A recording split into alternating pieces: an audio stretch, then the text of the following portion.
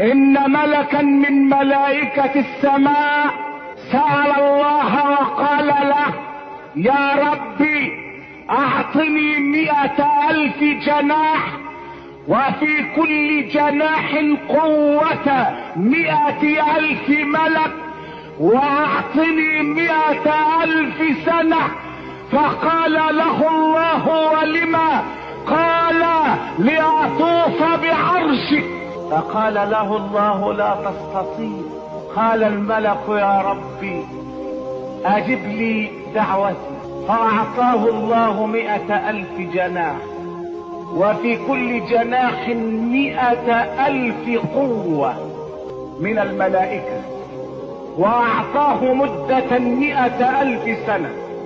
وأخذ الملك يطير، وأخيرا وجد نفسه أمام جنة المأوى، ما قطع من العرش شيء، فأخذ يبكي.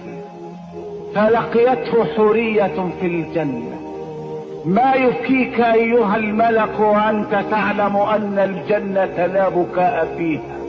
قال لها: أعطاني ربي 100,000 جناح، وفي كل جناح أعطاني قوة 100,000 ملك، وأعطاني 100,000 سنة، وطرت بهذه الأجنحة وتلك القوة وفي هذه السنين وما قطعت من العرش شيئا، فليتني ما سألت الله ذلك.